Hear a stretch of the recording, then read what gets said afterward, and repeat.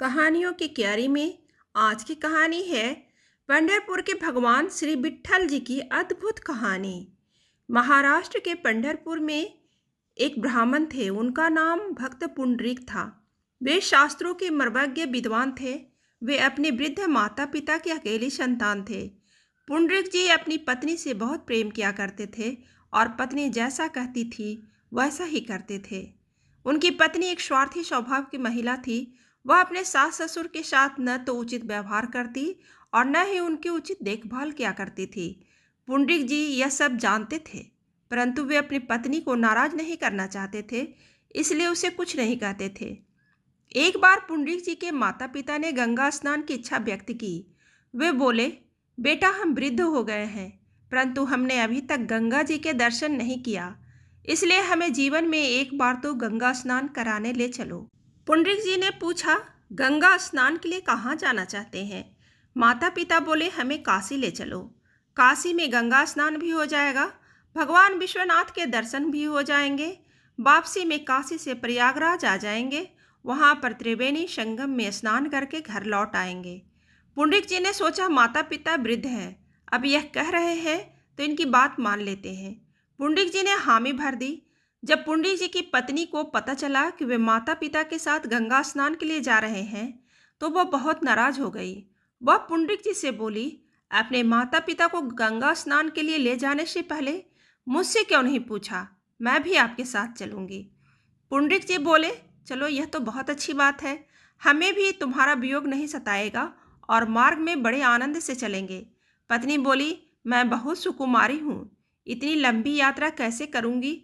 मेरे पैरों में छाले पड़ जाएंगे। पुंडरीक जी बोले, फिर तुम कैसे चलोगी? पत्नी बोली, मैं आपके कंधे पर चढ़कर बैठूंगी।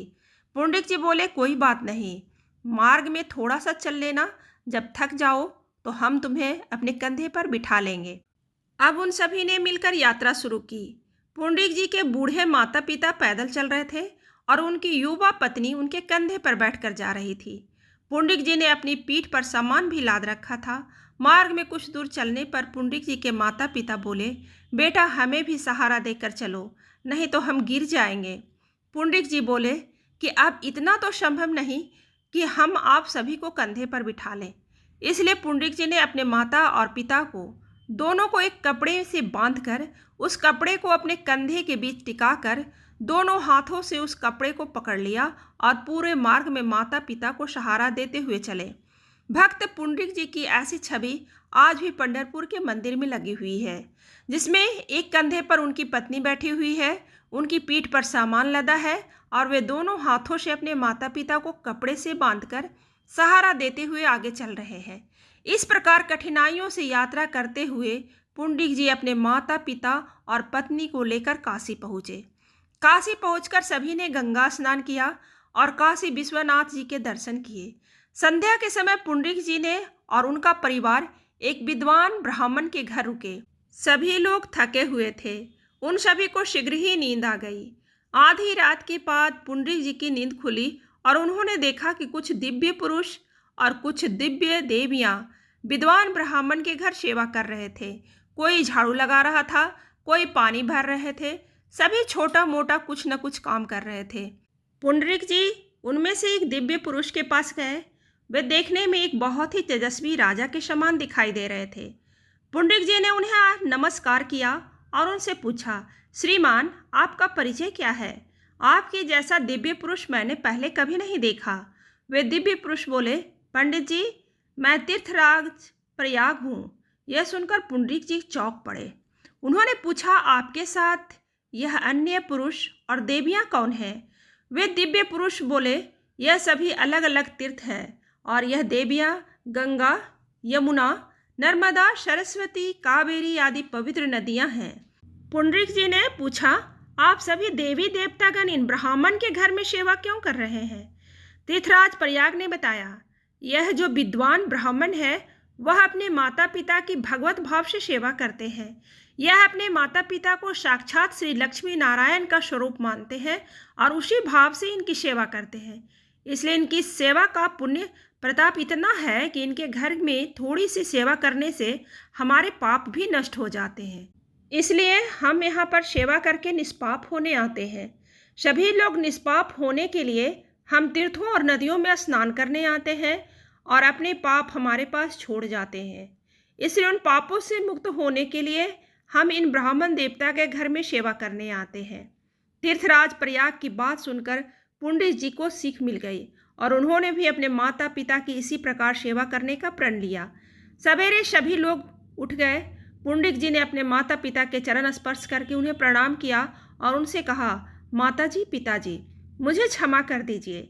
एक पुत्र का धर्म होता है कि अपने माता पिता की सेवा करे और उन्हें सुखपूर्वक तीर्थ यात्रा कराए, लेकिन मैं आपको पूरे रास्ते कपड़े से बांधकर घसीट कर लाया हूँ। मुझे क्षमा कीजिए। अब मैं आपको बिल्कुल भी कष्ट नहीं होने दूंगा। अब वापसी की यात्रा की जानी थी। उनकी पत्नी पुंडित जी के कंधे पर बैठकर चलने के लिए तैयार थी। पुंडित जी शरीर से हष्टपुष्ट और बलवान थे, इसलिए उन्होंने अपने एक कंधे पर अपने पिताजी को और दूसरे कंधे पर अपनी माताजी को बैठाया। यह देखकर उनकी पत्नी नाराज हो गई और बोली, यह क्या कर रहे हो? आपके कंधे पर बैठकर तो मैं चलूंगी, आप अपने माता पिता को क्यों बैठा रहे हो? पुंडित जी बोले, अब मैं अपने माता पिता को कोई कष्ट नहीं होने दूंगा, इसलिए मैं उन्हें कंधे पर बिठाकर ले जा रहा हूँ। अब तुम्हें पूरे मार्ग में पैदल ही चलना है। पत्नी बोली, मैं इतनी दूर पैदल नहीं चल सकती। अगर आप मुझे कंधे पर बैठाकर नहीं ले जाएंगे तो मैं यहीं पर रह जाऊंगी। यह सुनकर पुंडित जी कठोर स्वर में बोले, तुम चाहो तो यहीं रह सकती हो, लेकिन मैं तो अपने माता पिता को ही कंधे पर बिठाकर ले जाऊंगा।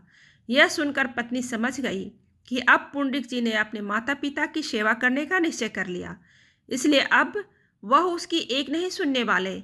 इसलिए पत्नी उनके साथ पैदल चलने के लिए तैयार हो गई। इसके बाद पुंडित जी ने अपनी पत्नी को कड़े शब्दों में यह भी कह दिया कि मैं आज से अपने माता पिता का सेवा करने का निश्चय किया है। यदि तुम उसमें मेरी सहयोगी बन सको तो ही हमारे साथ चलो, अन्यथा हमें तुम्हारी कोई आवश्यकता नहीं है।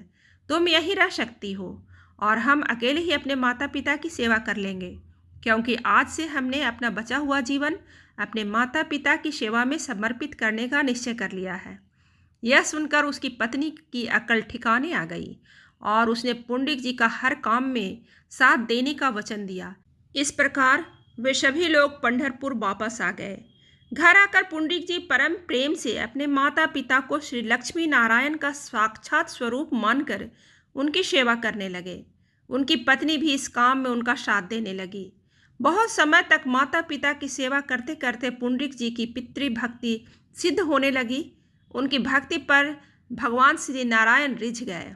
एक दिन भगवान श्री नारायण की भक्त पुंडित जी से मिलने की इच्छा हुई। वे बैकुंठ से पुंडित जी से मिलने जाने लगे।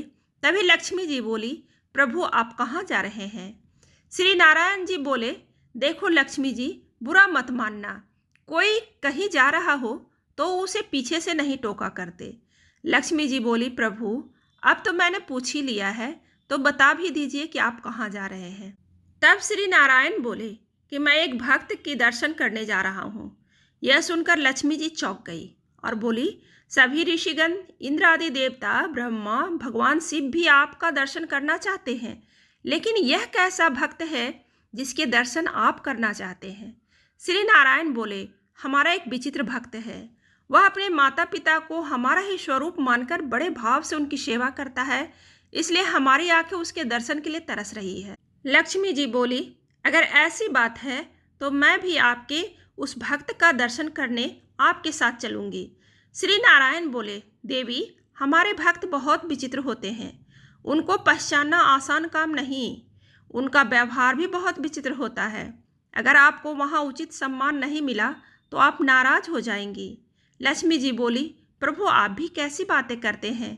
जिनका दर्शन करने आप जा रहे हैं उनसे मैं सम्मान लेने जाऊंगी, मैं तो उनका दर्शन करने चली जा रही हूँ। श्री लक्ष्मी जी और श्री नारायण जी दोनों पंढरपुर में पुंडित जी के घर पधारे। उस समय पुंडित जी अपने माता पिता को भोजन करवाकर शयन करवा चुके थे और उन दोनों के प्रेम से पैर दबा रहे थे। पुंडित जी ने श्री लक्ष्मी नारायण जी के साक्षात दर्शन प्राप्त किए, परंतु वे उनका स्वागत करने के लिए नहीं उठे। वे अपने स्थान पर बैठे बैठे ही अपने माता पिता के चरण दबाते रहे। यह देखकर लक्ष्मी जी थोड़ी नाराज हो गई। उन्होंने सोचा, यह कैसा भक्त है, साक्षात भगवान श्री नारायण इसे दर्शन देने आए हैं, लेकिन यह अपने स्थान से उठ भी नहीं रहा है। इसने स्वागत तो छोड़िए, नमस्कार भी नहीं किया। अपने घर आए साधारण अतिथि को भी लोग बड़े सम्मान से बिठाते हैं, परंतु इसके यहाँ स्वयं श्री नारायण पधारे हैं और इसने प्रभु को आसन तक नहीं दिया। श्री नारायण लक्ष्मी जी को देख रहे थे कि उन्हें क्रोध आ रहा है। उन्होंने आंखों के इशारे से पुंडिक जी से बात की और उन्हें समझाया कि लक्ष्मी जी को गुस्सा आ रहा है क्योंकि वह हमारा सम्मान चाहती है। पुंडिक जी समझ गए। उन्होंने अपने पास पड़ी एक ईंट श्री नारायण की ओर फेंक दी और कहा, आप इस आसन के ऊपर खड़े हो जाइए। श्री नारायण उस ईंट पर खड़े हो गए। कुछ देर बाद जब पुंडित जी के माता पिता को नींद आ गई, तब वे उठे और भगवान श्री लक्ष्मी नारायण को साष्टांग प्रणाम किया। तब भगवान बोले, भक्त जी, हमारा उचित सम्मान न होने के कारण देवी लक्ष्मी आपसे कुछ नाराज है। इनके मन में कुछ दुविधा है, इसलिए आप इनकी शंका का निवारण कीजिए कि आपने हमारा सम्मान क्यों नहीं किया। तब पुंडित जी बोले, प्रभु आप बुरा न मानिए, हमने तो आपको बुलाया नहीं, तो आप यह बताइए कि आप यहाँ पर क्यों आए हैं। जब भगवान श्री नारायण बोले, तुम्हारी जो अपने माता पिता के प्रति भक्ति है, उस भक्ति से रीझ कर हम तुम्हारे पास आए हैं। तब पुंडित जी ने हाथ जोड़कर कहा, प्रभु, जिन माता पिता की सेवा के फलस्वरूप आप श्री लक्ष्मी नारायण स्वयं चलकर मेरे घर पधारे हैं, यदि मैं उन माता पिता की सेवा को छोड़कर आपका सम्मान करने आता तो आप उसी समय अंतर्ध्यान हो जाते।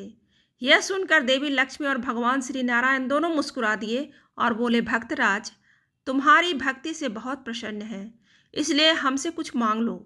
पुंडित जी बोले, माता पिता की सेवा करने वालों पर आप कितने प्रसन्न रहते हैं, यह बताने के लिए जिस प्रकार आपने मुझे दर्शन दिए हैं, उसी प्रकार इसी स्वरूप में आप सभी प्राणियों को दर्शन दीजिए, और जब मेरे माता पिता सोकर जग जाएं, तो उन्हें भी आप अपने इस मंगलमय स्वरूप का दर्शन देने की कृपा करें।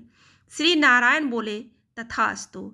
ऐसा कहकर भगवान श्री नारायण उसी समय मूर्ति के रूप में बदल गए, जिसमें भगवान उसी ईंट पर खड़े हुए हैं और अपने दोनों हाथों को कमर पर टिकाए अपने भक्त की प्रतीक्षा कर रहे हैं। आज भगवान श्री नारायण के उस स्वरूप को भगवान विट्ठल या पंढरीनाथ के रूप में पूजा जाता है और इसी स्वरूप में भगवान श्री नारायण सभी को दर्शन देते हैं।